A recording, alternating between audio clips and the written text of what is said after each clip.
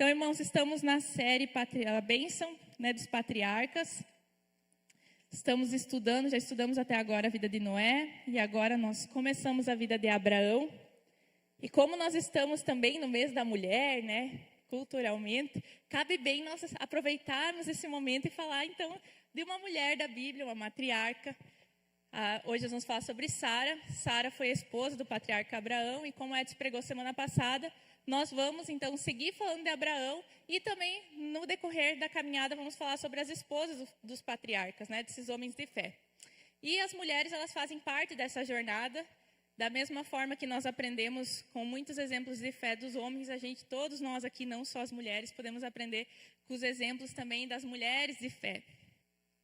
Ou daquelas que caminharam para ter essa fé. O tema de hoje é Sara, a mulher que aprendeu a confiar, porque confiar nem sempre é tão fácil ou tão simples. Deveria ser, É mais fácil você se entregar, mas muitas vezes a gente fica relutando para se entregar à fé e à confiança. E Sara também viveu isso. Então hoje vamos falar um pouquinho sobre ela, sobre a promessa que Deus deu para ela e para Abraão, que a partir de Abraão teria uma descendência muito grande que formaria o povo de Deus. Então Abraão seria pai de uma multidão. A história de Sara, ela vai se encontrar do capítulo 11 ao 23 de Gênesis, então é muito grande. Hoje nós não vamos ler tudo, mas eu vou ler alguns trechos conforme nós avançarmos nos pontos, tá? Então nós vamos tratar alguns momentos da vida de Sara. Então, como nós sabemos, Abraão então recebeu essa promessa de ser pai de multidões. E nós sabemos que, por mais que a gente leia a Bíblia, um capítulo já pula por outro e parece que as coisas aconteceram bem rapidinho, não foi tão rapidinho assim. Abraão esperou muito tempo para que ele pudesse experimentar essa promessa sendo cumprida da vida dele. E ano após ano se passava e isso parecia uma coisa mais distante de acontecer. Então, Abraão e Sara, eles já eram muito velhos. Quando Deus já entregou essa palavra para eles já eram velhos. Eles já tinham muitas impossibilidades em torno dele para que isso se acontecesse. Abraão e Sara não tinham filhos, então para que Abraão e Sara pudessem ser pais de multidões, era necessário pelo menos um descendente deles. E a partir disso, Deus poderia fazer o seu grande povo. Mas eles já estavam, numa idade bem avançada, Abraão já com 75 anos, quando Deus deixa essa promessa para ele. Então existiam muitas impossibilidades à sua volta, muitos desafios. E Sara, então, estava diante dessa grande prova em sua vida, aprender a esperar a promessa de Deus. Todos nós aqui, de forma coletiva, temos diversas promessas da palavra de Deus sobre nossa vida. Promessas sobre Deus estar conosco todos os dias, promessas sobre o Senhor nos suprir, promessas sobre o Senhor nos socorrer no dia mal, promessas que Cristo vai voltar e nós vamos subir com Ele. São muitas promessas. Como também Deus tem promessas particulares que Ele pode depositar de forma específica sobre sua vida para que um propósito se cumpra. Então Deus pode falar algo específico ao seu coração, Deus pode usar a vida de uma pessoa para trazer algo específico. Mas de forma coletiva, todos nós temos muitas promessas sobre nós também. E nós, como Sara, temos que aprender a esperá-las se concretizarem em nossa vida. Então, nós vamos ver 3 lições importantes através da caminhada de Sara. E a primeira que você pode anotar na sua guia é: aguarde Deus.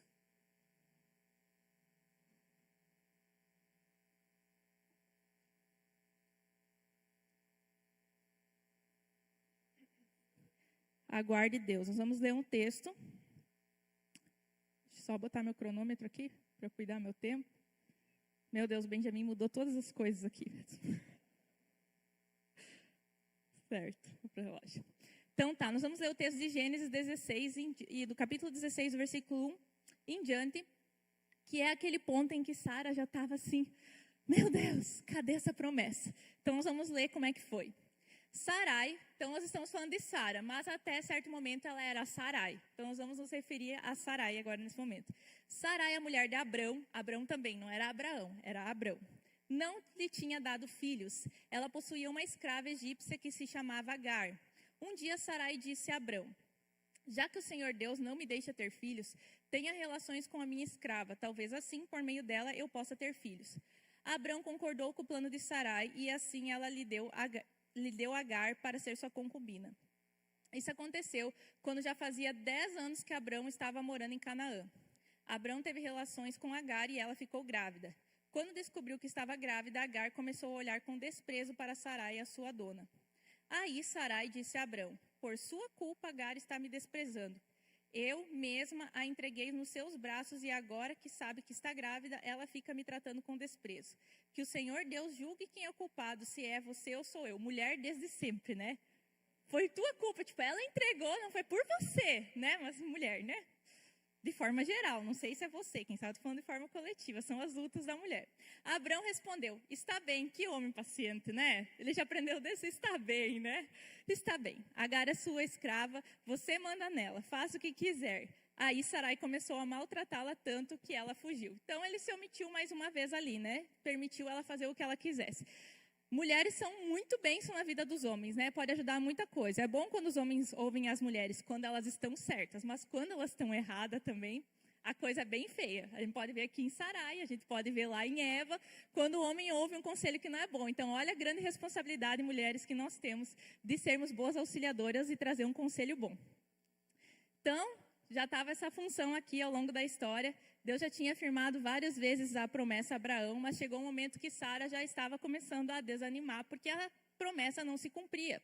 Né? Ela percebia que ela não conseguia dar filhos a Abrão, e a possibilidade, então, do nome de Abrão se acabar ali, não ter essa descendência prometida, né? Por qual Abrão esperava. Então, Sara decide agir da sua própria maneira, né? Sara dá a sua serva, então, para o seu marido ter relações com ela, ela engravida. Nesse período histórico, era muito comum que servos e servas eram considerados propriedade dos seus donos, né? Dos seus senhores. Então, nessa época, quando um filho era gerado da união, por exemplo, de Abrão e Agar, esse filho seria reconhecido como filho de Sara, por exemplo. É dessa forma que Sara queria fazer, né? Que fosse da descendência de Abrão. Então, o que nós vemos? Sarai arquitetou um plano, mas o plano não saiu tão bem como ela esperava, porque a partir desse momento, Sarai passou a ter problemas muito maiores do que a impossibilidade de ter filhos. Ela começou a ter conflitos. A gente vê ali, então, que a sua escrava começa a desprezar ela, e ela também começa a maltratar. Então, nós gostamos de ver os personagens bíblicos, como a gente fala, só como aquelas pessoas puras que não erram, mas Sarai aqui maltratava a sua escrava, né? Ela tentou fazer mal, ela estava com seu coração rancoroso, ela já estava desesperada. Então ela não agiu com uma pureza, nem tentou acalmar os ânimos, pelo contrário, ela fomentou uma briga, né? Fomentou uma atitude de discórdia. E até hoje a gente convive com as atitudes das consequências da atitude de Sarai. Por exemplo, hoje os conflitos que nós vemos em Palestina e Israel tiveram nascimento nessa decisão de Sarai. Começou tudo ali com o nascimento dos filhos, né, de Abraão, Isaac e Ismael. No caso de Agar, foi o Ismael, né?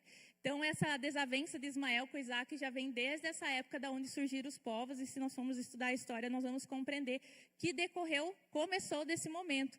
Então, você já pensou uma atitude tua repercutir as consequências por séculos? Tanto as atitudes boas como as negativas, elas nunca afetam somente a nós, elas afetam as pessoas à nossa volta. E Sarai experimentou isso. Então, o que nós vemos aqui em Sarai é que ela não tinha fé suficiente para esperar. Ela achou que já tinha dado o tempo certo e ela queria dar um jeitinho. Quem sabe ela pensou que Deus não estava colaborando, né? Quando ela fala ali, Deus não me deixa ter filhos. Ela já definiu, né? Ela definiu como Deus está agindo, então Deus não me deixa ter filhos. Deus não está colaborando. E ela tenta agir. E aqui nós vemos um princípio, justamente por causa das consequências que a gente vê ao longo do texto, que quando a gente não sabe o que fazer, nós não devemos agir, nós devemos esperar. Então, é óbvio que em muitas coisas em nossa vida, não só esperar que resolve. Quando nós temos uma direção clara, que tem uma direção concreta de como agir, quais estratégias tomar para que algo se concretize em nossa vida. Deus dá lá, será um projeto, você vai ter eu quero que você tenha a sua casa, é tempo da sua casa. Aí Deus manda você ter todas as estratégias, trabalhar, Deus dá a direção, você sente paz em como fazer, Deus abre as portas, você deve agir, não é ficar sentado no sofá que as coisas vão acontecer. Mas existem promessas, coisas que Deus quer fazer sobre nós, que não dependem dos nossos esforços. Eles precisam da nossa espera. E nesses momentos, quando a gente não sabe o que fazer, a gente já buscou conselho, a gente já orou, não tem uma direção clara, a nossa postura deve ser de espera. E não de tentar agir conforme a força do nosso braço ou com as nossas estratégias. Então, até o momento que você tem uma direção clara, você não deve agir. Para que você não possa causar mais problemas ainda mais para frente na sua vida e conviver com certas coisas, porque nós estamos vivendo em tempos que as pessoas acham que é igual, sei lá, mensagem do WhatsApp, tu manda e tu apaga rapidinho e aquilo ficou. Mas na vida real não é assim. Tudo que a gente faz deixa um rastro, deixa uma consequência. As coisas não vão se apagar, não tem como você começar uma nova história e apagar a tua antiga. Ela está ali junto. Até mesmo a nossa vida com Deus, quando eu entrego a minha vida por Cristo, a nossa culpa diante do Senhor é apagada, a nossa dívida é paga. Mas as consequências de nossos pecados antigos, muitas vezes vão repercutir ao longo da nossa jornada e nós vamos administrar as escolhas que nós fizemos lá sem Cristo. Nós vamos pedir graça, em alguns momentos Deus pode conceder uma graça especial de você ser poupado de algo, mas em outras Deus vai deixar que aquilo aconteça na sua vida e você colha plantações antigas. Então a gente não pode ter aquela ideia que eu posso tomar qualquer atitude e o antigo vai ser apagado. Não, aquilo vai continuar. E assim foi com Sarai também. Então, enquanto nós esperamos, a nossa atitude do coração deve ser avaliada. Nós temos que esperar enquanto nós esperamos. Não sei se você... Um lugar que não é muito agradável de se estar é sala de espera, né? Ninguém gosta de sala de espera, porque é literalmente isso, espera. O que a gente mais gosta é marcar, sei lá, um horário no dentista, no médico e ser atendido imediatamente. É terrível ficar esperando, mas já está lá o nome, sala de espera. E quem tem filhos pequenos sabe o desafio que é fazer eles entender que esperar é esperar. Né? Porque geralmente uma criança ela fica ansiosa, ela tem que fazer algo. Ela não espera esperando, ela espera fazendo coisas. E daí ela mexe, e ela fica brava, e ela quer comer, quer ir no banheiro. Ela não consegue esperar. Existe uma postura esperada daqueles que devem esperar, né? Com tranquilidade, saber administrar. Não é que você não possa se indignar com o tempo que está demorando, mas você não pode abrir a porta do consultório e dizer, vai me atender quando? Estou entrando e vai ser agora atendimento que eu não vou esperar mais. Tipo Sarai ali, vai ser agora o filho e chega de esperar.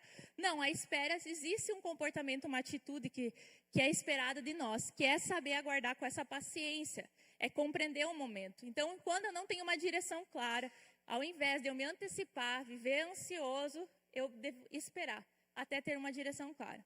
Então, nós vemos ainda mais nessa vida de Sarai, que ela tinha uma amargura dentro dela. Ela não tinha uma personalidade passiva, que via a vida acontecer e deixava acontecer. Ela tinha uma personalidade bem provavelmente mais realizadora. Quando a coisa não estava andando, ela queria fazer andar. Pelo menos um leve vislumbre que a gente tem aqui. Porque ela quis agir, ela já estava incomodada. Ela não era uma mulher tão mansa assim, né? Ela queria resolver a coisa. E chegou ao seu limite e quando se esgotou, ela agiu, mas agiu mal. Né? Nem toda ação de um realizador, daquele que não gosta de ver as coisas demorarem a acontecer, é boa. Então, ela tinha também uma opinião própria sobre as coisas e sobre os outros. A gente vê nesse trecho que ela culpa Deus, culpa Agar, culpa Abraão. Todo mundo é culpado nessa história, menos ela. Vocês viram que ela começa culpando Deus. Depois ela entrega Agar. Agar não agiu como ela gostaria. Culpa Agar, está me maltratando, está me olhando de forma esnoba. E depois ela culpa Abraão, porque foi você que fez isso. Em nenhum momento ela reavalia a sua atitude.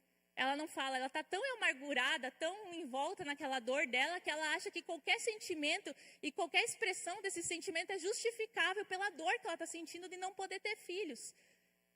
E nós vemos que esse comportamento começa a afetar até mesmo os seus relacionamentos, né? O relacionamento dela com Deus, porque a gente vê que ela tem uma visão errada a respeito de Deus. Ela entra, é a primeira vez ali registrada na Bíblia, um conflito com Agar. Então ela vai ter que conviver com esse conflito ao longo do tempo, até o momento que Agar é mandada embora. E nós vemos ela tendo conflitos com o próprio Abraão, que estava ali no momento de precisar carregar sobre ele o peso de uma promessa, de confiar em Deus em todo momento, e a esposa, nesse momento, não conseguia se mostrar como um pilar para sustentar ele nessa fé. Mas, ao contrário disso, jogava e depositava toda a sua dor. A gente acha muitas vezes que tudo que a gente sente, a gente tem que ficar vomitando para fora, né? É óbvio que nós temos que conversar com as pessoas, temos que abrir com respeito, não procurando culpados, né? Procurando compreender um caminho para você lidar com aquela sua dor. Mas nem tudo que nós sentimos, de fato, precisa ser externado. Eu acho muito bonito o exemplo de Maria, mãe de Jesus, que 2 vezes é relatado na palavra que ela guardava as coisas no coração. Mas eu vou explodir. É justamente por isso que nós temos Deus. Nós temos que aprender a ir para Deus. Quem sabe nós ainda não aprendemos a ir para Deus, aprender o que de fato é a oração. Porque se eu oro e meu coração não alivia, se eu abro meu coração, quem sabe, buscando aconselhamento e não alivia, quem sabe meu coração ainda não está posicionado para buscar uma solução. Mas eu estou amando a minha dor, eu estou abraçada a ela, eu tenho medo de soltar ela. Então nós vemos que a Sarai, ela estava se tornando amargurada. Infelizmente, isso estava se tornando difícil para ela. A gente compreende ela, mas a gente sabe que a atitude dela não foi correta nesse momento. Então, ela estava prejudicando a si mesma. Ela já não tinha coisas que ela desejava e não tinha, e agora o que ela tinha, ela começa a perder, ou romper, ou prejudicar os relacionamentos.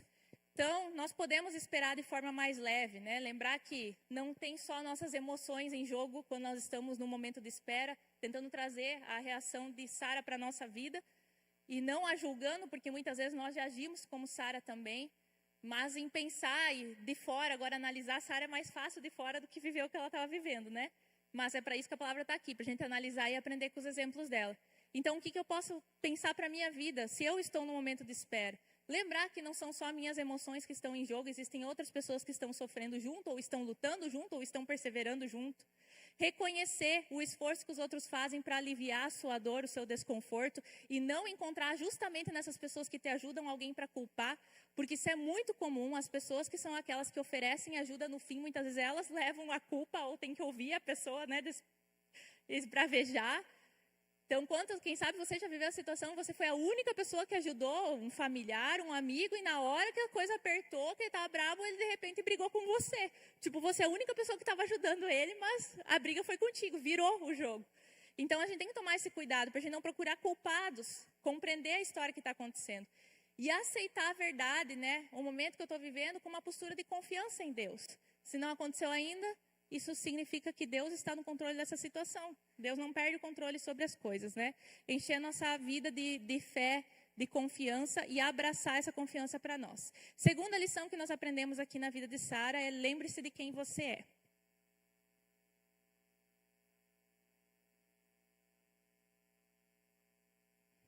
Gênesis 17, 15 a 16, mostra um momento posterior, depois desse momento com Agar, quando Deus reafirma, então, novamente a promessa dele com Abrão e Sara.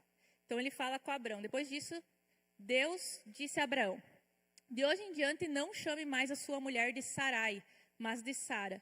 Eu a abençoarei e darei a vocês um filho, que nascerá dela. Sim, eu a abençoarei e ela será mãe de nações, e haverá reis entre os seus descendentes. Que promessa incrível que Abraão podia, uma palavra de Deus para Abraão compartilhar com a sua esposa. Eu fico imaginando, já pensou de chegar para tua esposa, teu nome não vai ser mais esse, vai ser o outro. E você começar a se chamar assim, as pessoas, meu Deus, o que aconteceu, o que mudou? Mas Deus faz algo incrível quando a gente vê na palavra de Deus, em vários momentos Deus muda o nome de pessoas para marcar novos momentos, para afirmar a identidade que a pessoa tem que assumir. Então, nós percebemos, um pouquinho antes desse texto, Deus troca o nome de Abrão para Abraão, que significava pai de multidões, e Sarai passa a ser Sara. Sarai significava minha princesa. E na língua hebraica, o sufixo y ou i, né, como tem o Sarai para nós, pode significar meu ou posse, minha princesa, né, como se pertencesse a alguém, ou pertencesse a um mundinho só, uma realidade só. Mas a mudança do nome de Sarai para Sara pode justamente trazer essa realidade. Você não é mais a princesa de Abrão, ou você não é mais sua, Sara. Agora você é mãe de multidões. Agora o teu propósito está muito além de você. Você tem que entender essa identidade nova. Não é sobre o que você está vivendo. Você precisa suportar, porque não é só sobre o que você está experimentando e perseverando. Você está carregando uma promessa. Você está gerando algo muito maior. Mesmo que a criança não está sendo gerada no seu ventre, a promessa já está sendo gerada. Então a gente tem mania de achar que as coisas que se cumprem em nossa vida só aconteceram no momento que é de fato consumado. Mas não, Deus já está gerando a promessa. Essa história fala de uma história de fé. Fala de uma caminhada de fé. Abraão e Sara não seriam as mesmas pessoas exemplares para nós se não tivessem passado por essa trajetória. Então Sara já estava gerando. E Deus traz essa identidade para Sara. Fala a Abraão, comunica a ela: você não é mais Sarai, você é Sara. Você é princesa, continua significando princesa, né? Mas no contexto, absorvendo o contexto do significado do nome de Abraão, a gente entende: você agora é mãe de multidões. Você tem essa identidade, assuma e se comporte como ela. Comece a pensar como ela. Pense sobre suas atitudes, não é só sobre você, não é só sobre o teu mundo, é muito além disso. Então, Sarai começa a viver, ou é convidada a viver essa nova realidade. Deus muda o nome de Sara, Deus muda a identidade de Sara e Deus muda o destino de Sara. Não que o destino não tivesse sido traçado já por Deus, mas na cabeça de Sara, o destino dela era uma vida sofrida e acabar sem filhos, sem promessa realizada. E Deus diz, não, você tem um novo nome, lembre disso aqui. Da mesma forma, Deus faz conosco, uma vida que é centrada em nós mesmos, só nos levará para um destino de infelicidade, de desilusão, de frustração. Uma vida onde a gente faz tudo com a força do nosso braço, que limitamos o agir de Deus por nossas condições. Sara estava limitando o agir de Deus. Deus, o Senhor não pode fazer porque eu já sou velha. Então ela disse o que Deus podia ou não podia fazer. Quantas vezes nós agimos assim em nossas orações? Deus, o Senhor não tem como resolver isso. Às vezes a gente não fala, mas a gente transborda isso através da nossa ansiedade, da nossa preocupação, como se Deus não tivesse mais como resolver a nossa situação, porque as possibilidades foram esgotadas. Não existe mais uma forma de Deus agir. E Deus quer nos tirar dessa realidade. Ele quer que a gente se permita e assuma a identidade que nós recebemos em Cristo. Sabendo que agora nós somos filhos de Deus, nós temos um Pai que cuida de nós, não pertencemos a nós mesmos, pertencemos a um reino. O que nós fazemos tem a ver com algo muito maior, a forma que nos comportamos, que nós cremos, que nós perseveramos, fala a respeito de além da nossa história. É uma história que está sendo construída. Então lembre-se de quem você é. Eu não estou falando sobre orgulho próprio, que o mundo prega muito sobre orgulho próprio, nem de como você é perfeito, habilidoso, cheio de possibilidades. Lembra quem você é, eu sou mais eu. Não é para tu olhar de manhã no espelho e dizer, eu posso, eu consigo, né? Essas coisas não servem para cristão. A gente até pode fazer essa terapia de levantar, olhar no espelho, mas tu fala, Deus pode através de mim, Deus consegue através de mim. Eu posso ser um canal nas mãos de Deus, porque não é sobre mim, é sobre Ele. Né? E eu também não estou falando, ao contrário, de inferioridade. Lembre-se de quem você é, como você é um pobre coitado. Né? E a inferioridade também é fruto de orgulho, de não se permitir sair daquela realidade para viver algo além das suas limitações. Então, inferioridade não é um coitadinho humilde, tá? Gente que fica o tempo todo se inferiorizando é uma pessoa orgulhosa. Que ela decide não acreditar no que tu está falando, porque o que ela está sentindo vale mais do que qualquer verdade que está sendo falada aí. Então, é um tipo de orgulho também. Então, lembre-se de quem você é, não sobre você necessariamente, mas sobre Deus, quem Deus é em você. Então, Sarai em Deus passou a ser Sara. Ela tinha uma promessa, um destino e uma missão. Né? Eu sou Sara de Deus. Eu tenho um destino, eu tenho uma missão de Deus em minha vida. E às vezes, irmão, sabe, na caminhada nossa, às vezes a gente precisa se lembrar que não é só sobre nós necessariamente, mas é sobre quem está à nossa volta também. Sobre aqueles que a gente tem que cuidar. Nossa família, funcionários, alunos, as pessoas que estão sob os nossos cuidados. E você perceber que você precisa seguir firme, crendo, alegre, confiante, não só por causa de você, mas por causa daqueles que confiam em você ou dependem também da tua fé. Sabe, é se permitir ser um suporte para os outros, é se permitir crer pelos outros, não só por você. Existem estudos que falam que pessoas que estão em depressão, elas conseguem ter uma melhora significativa quando elas começam a ajudar outras pessoas. Quando elas param de pensar em si e naquilo que está difícil para elas e começam a se envolver com muito esforço, porque a depressão rouba a vontade da pessoa fazer por ela e pelos outros.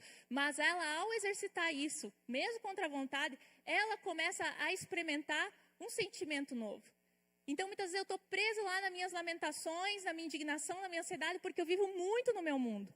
Eu não estou pensando em favor daqueles que estão na minha volta, como Sara, por exemplo, com Abraão, seguindo em destino a Canaã, vivendo como nômades, tendo toda essa trajetória, sempre buscando o que Deus queria falar com ele, um homem de fé, defendendo Ló, protegendo a família, administrando os conflitos da esposa com a escrava. Ela tinha que ser ali, né? Às vezes nem por ela, quem sabe ela está assim, ó, nem me amo mais. Mas pelo meu marido que eu amo, ele merece mais do que isso. Eu vou ajudá-lo. Pelos meus filhos que eu amo, eles merecem mais. Eu quero ver eles vencer. Então, nesse momento, quem sabe eu não encontro em mim uma motivação. Mas eu vou fazer pelos outros. E eu acho um versículo muito interessante quando Jesus fala isso. Lá em João 17, 19, quando ele fala, em favor deles eu me santifico, para que também eles sejam santificados pela verdade. Eu acho lindo, Jesus já era santo. Tem coisas que Jesus não precisava fazer.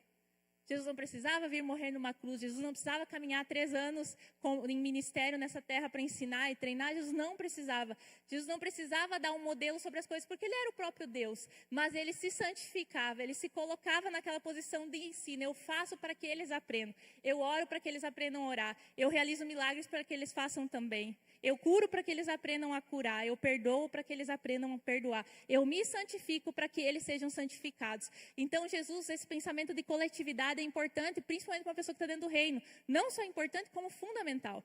A palavra de Deus vai explorar demais, principalmente no Novo Testamento, a questão do uns aos outros. Porque é nos uns aos outros. A gente tem que tirar aquela mentalidade de vida própria e pensar no coletivo. Essa é a maior dificuldade. Ainda mais hoje com os ataques que nós temos na sociedade, onde todo mundo quer se defender, se proteger o tempo todo, com medo de se expor, de ficar vulnerável, de alguém lhe causar mal. As pessoas fogem de relacionamentos, fogem de ter vínculos e alianças. Mas a Bíblia fala sobre o poder do uns aos outros. E as pessoas estão se protegendo tanto, mas cada vez mais nós vemos pessoas mais ansiosas, mais depressivas e mais sozinhas. Será que essa superproteção, esse medo de sofrer não tem causado mais sofrimento ainda? E essa mania de todo mundo achar que sabe mais e julgar a vida dos outros, aquela pessoa errou. Ela não poderia ter feito isso nunca. Olha como me feriu. As pessoas estão perdendo a noção de quem elas são. Nós erramos. Eu erro.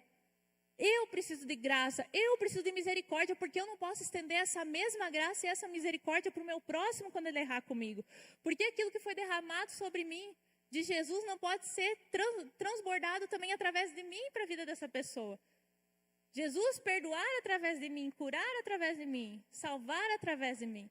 Então essa dimensão de coletividade é necessária para quem quer viver esse momento de espera, pensar no coletivo, estar junto. E ter na cabeça que desistir não é uma opção. Tem um texto que eu já li algumas vezes em algumas palavras aqui, de 2 Coríntios 4, que eu gosto muito. Ele é como se fosse uma regra do que pode e não pode quando a gente sente algo. Eu amo ele porque ele é uma motivação para nós. Lá diz assim: porém nós que temos esse tesouro espiritual, a verdade do Evangelho, Jesus Cristo, a sua presença, somos como potes de barro, frágeis, quebráveis, sujeitos a pouco valor. Nós, como potes de barro, para que fique claro que o poder supremo pertence a Deus e não a nós. Muitas vezes ficamos aflitos, mas não somos derrotados. Pode ficar aflito, não pode ser derrotado. Algumas vezes ficamos em dúvida, mas nunca ficamos desesperados. Pode ficar com dúvida às vezes, mas nunca se desesperar. Então não pode, porque eu vejo o modelo de Paulo aqui. Temos muitos inimigos, mas nunca nos falta um amigo. Sim, você pode ter inimigos, porque você agiu na verdade. Meu Deus, as pessoas não me amam, a minha reputação... Tenha inimigos, não é um problema, pode ter inimigos, mas sempre tem que ter um amigo por perto para ajudar. Sempre tem que ter com quem contar.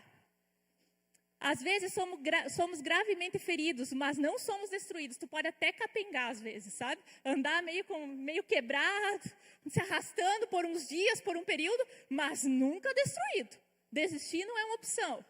Levamos sempre no nosso corpo mortal a morte de Jesus, para que também a vida dele seja vista em nosso corpo. Glória a Deus. Nós queremos que as marcas de Cristo venham em nós. A traição, os inimigos, a calúnia, quem sabe os desafios, o medo, a tristeza. Mas ao mesmo tempo que essas marcas vão sendo causadas em nós, a vida de Jesus também vai transbordando a partir de nós. Eu posso dessas situações, glória a Deus, esse texto é maravilhoso. Eu posso a partir desses momentos mostrar que eu posso superar isso em Deus. E é engraçado não, mas interessante, e uma fé avivada em nós nisso, quando nós lembramos que não é a nossa vida que vai transbordar nos momentos, é a vida de Deus. Como Paulo diz, na sua fraqueza você se torna forte por causa do poder de Deus. Não, eu sou fraco, eu sou forte porque eu consigo. Não. Naquele momento incerto, a força de Deus vai te sustentar. Você nem sabe como você passou por algumas situações. Quem sabe você tem testemunhos para falar, para compartilhar no seu PG nessa semana. Você não sabe como você passou por aquela situação, mas você venceu. Às vezes a gente olha para trás, irmãos, e a gente pensa assim, não tirei 10 nessa prova. Eu podia ter passado um pouco melhor.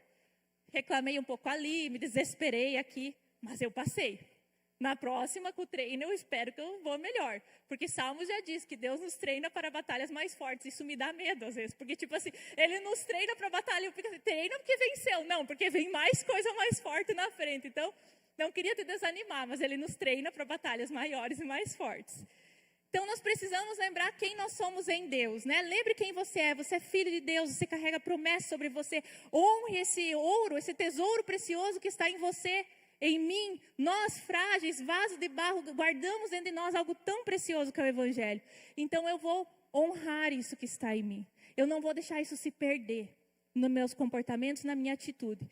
E por último, a terceira lição, abrace a verdade.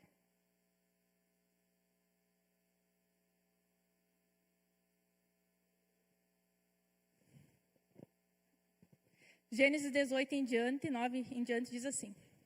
Então eles perguntaram, onde está Sara, sua mulher? Está na barraca, respondeu Abrão.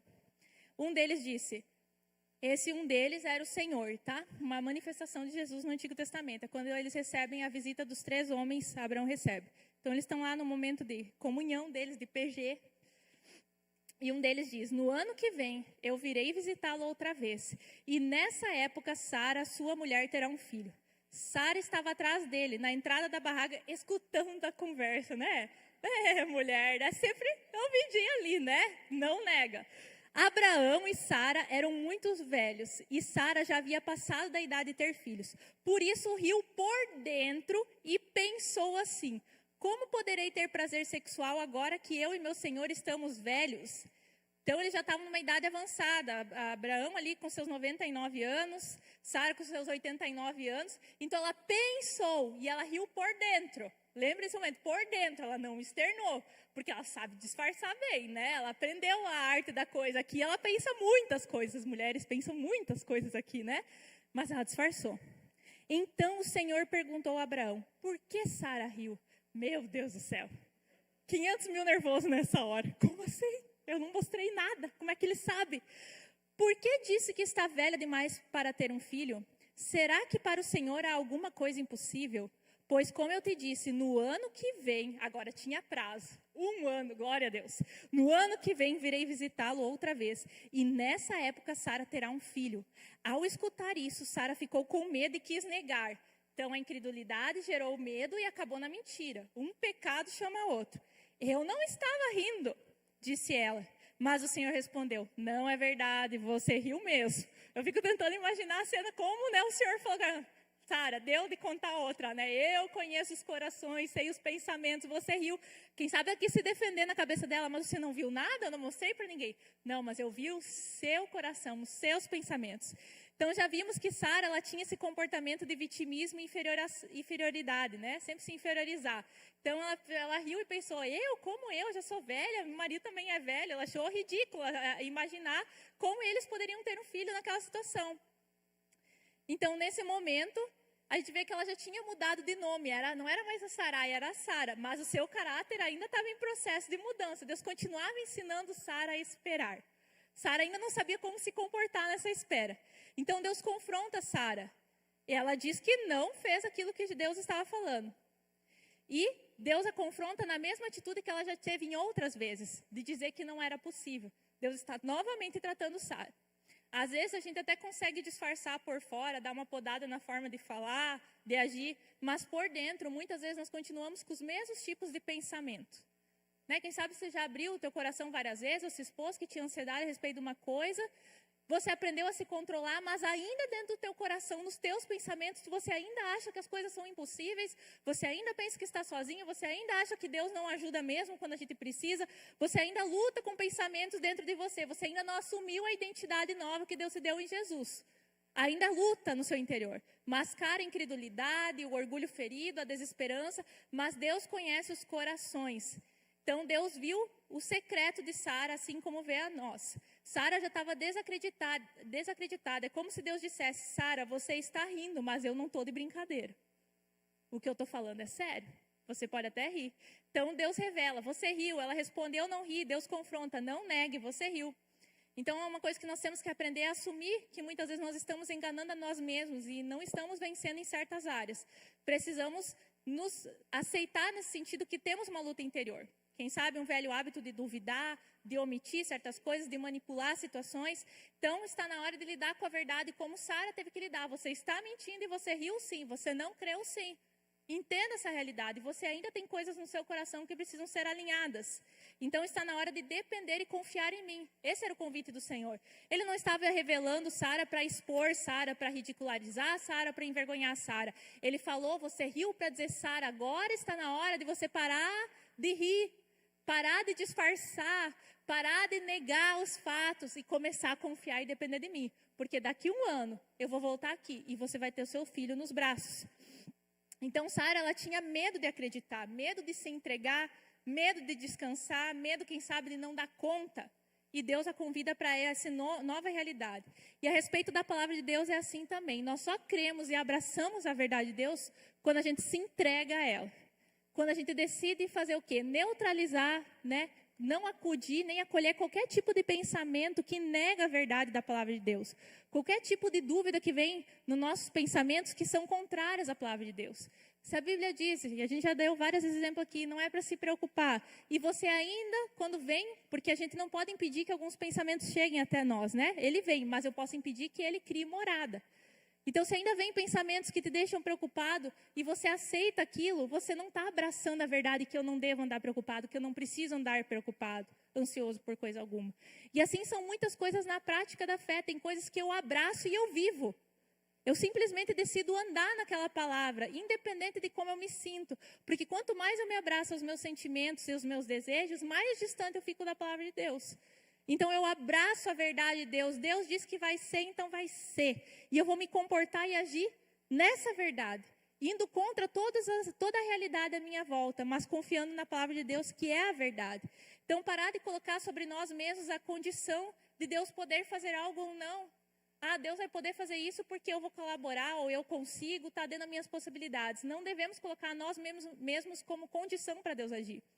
Desde que a palavra de Deus transforme seus pensamentos, adote a verdade como um padrão de pensamento. Nós somos transformados da mente. É na mente que começa a transformação. Às vezes a gente quer começar por fora, pelas atitudes. Não que não seja importante a gente aprender a se dominar, se conter, mudar algumas práticas exteriormente. Mas a mudança real acontece daqui dentro, onde só Deus vê. Quando eu tiro isso para fora, quando eu não aceito certos pensamentos e comportamentos. Eu preciso tomar essa decisão. Então, eu creio que depois desse desconforto que Sara passou ali, diante dessa situação, Sara passou a conhecer mais a Deus. Que ela tinha um Deus que via ela, que sabia o que ela sentia e que estava observando todo esse tempo que ela estava vivendo. E que sim, estava com ela e ia cumprir a promessa. Em Hebreus 11:11, Sara faz parte da galeria das pessoas que exerceram fé. Pela fé, a própria Sara também pôde ter um filho, apesar de ser estéril e avançada em idade, porque considerou fiel aquele que havia feito a promessa. Eu creio que no final da jornada, depois desse confronto assim na cara, Sara entendeu que Deus sabia o que estava fazendo mesmo. E ela decidiu confiar. Então, mais para frente, no capítulo 21, mostra que de fato aconteceu como o Senhor determinou. E agora o riso de Sara era um riso de alegria, com a promessa cumprida. Sara tinha 90 anos quando deu a luz a Isaac, e o evento aconteceu quando Abraão tinha 100 anos, totalmente contra as possibilidades. Abraão e Sara esperaram 25 anos para que a promessa de Deus se cumprisse e Isaac nascesse. 25 anos. Sara, depois que Isaac nasceu, ainda viveu 36 anos desfrutando da promessa cumprida em sua vida. E eu acho muito interessante que antes desse momento, quando Deus havia ali naquela hora mudado o nome de Abraão e Sara, Deus tinha dito para Abraão já que ele teria um filho, o nome desse filho se chamaria Isaac. Deus já tinha dado o nome do filho. E Isaac significa riso, ou como Deus ri. E cabe muito bem com aquela frase que a gente gosta de usar, né? Que quem ri por último ri melhor. Abraão riu, Sara riu, mas quem riu por último foi Deus quando mandou Isaac. O nome dele significa riso, Deus ri, aquele que ri. Então Deus riu por último, Deus mostrou, está aqui. Eu cumpri minha promessa, eu sou fiel. E todo esse riso de incredulidade se tornou em riso de fé e confiança nas promessas do Senhor. Então Sara demorou a aprender a confiar, e isso acabou custando a paz dela por um bom tempo. Deus tem paciência conosco quando Ele nos trata, mas a gente não precisa sofrer tanto tempo, né? A gente pode fazer a trajetória ser mais agradável se a gente decide esperar da maneira certa. Então, uma vida abençoada, nós estamos no ano da bênção, estamos falando das bênçãos dos patriarcas. Uma vida abençoada só é possível quando aprendemos a confiar e esperar em Deus. Você quer desfrutar das bênçãos? A bênção não é só quando você chegar lá ou receber tal coisa. A bênção é a caminhada com Deus. É durante a caminhada que nós vamos sendo aperfeiçoados. E a espera é fundamental para isso. Então, a espera é uma bênção para nós, né, irmãos? Amém? Vamos colocar em pé. Vamos orar sobre essa palavra. Aplauda o Senhor. Somos gratos por essa palavra que Deus nos trouxe essa noite. Glória a Deus. Feche seus olhos. Vamos orar. Eu não sei se você está num momento de espera por algo, mas essa palavra vem justamente para ajudar você a se posicionar nessa espera dessa maneira correta. E esse é o momento de você, quem sabe, pedir perdão a Deus se você agiu em alguns momentos ou está agindo como Sara, sendo incrédula quanto ao que Deus vai fazer. Ou quem sabe pensando a respeito de Deus, que Ele te abandonou, que Deus não está vendo sua dor. Esse é o momento de alinhar o nosso coração, abraçar a verdade que Deus está conosco, abraçar a verdade que Deus tem controle sobre todas as coisas, abraçar a verdade que tudo que Deus faz é bom. E nós aprendemos a desfrutar dessa bondade do Senhor, mesmo que essa bondade às vezes nos pareça tão difícil de viver. Vamos orar e colocar o nosso coração diante de Deus e pedir que nós tenhamos uma postura de espera que agrade a Deus e com uma fé perseverante. Deus, hoje nós oramos gratos pela vida de Sara, essa grande mulher que ao lado de Abraão gerou essa promessa maravilhosa e hoje nos dá exemplo de andar na tua vontade, de viver nos teus caminhos, mesmo que em momentos de fraqueza. Te agradecemos, Deus, que o Senhor sempre está a nos tratar, nos corrigir, nos alinhar. E nós queremos, Deus, desfrutar do momento de espera, aprender a curtir a caminhada, aprender a desfrutar do dia a dia, aprender a desfrutar das estações, mesmo enquanto nós aguardamos aquilo que desejamos. Nos ajuda a abraçar a verdade da Tua Palavra, nos ajuda a nos lembrar quem nós somos no Senhor, que devemos honrar aquilo que o Senhor depositou em nós, e nos ajuda a não querer agir com a força do nosso braço, mas a guardar em Ti a direção para cada coisa da nossa vida, Pai. Nós declaramos mais uma vez aqui junto que nós confiamos no Senhor, confiamos que o Senhor é um bom Pai, que o Senhor está a nos cuidar e que aquilo que o Senhor tem guardado para nós, no tempo certo, o Senhor depositará sobre a nossa vida. Em nome de Jesus, amém. Glória a Deus.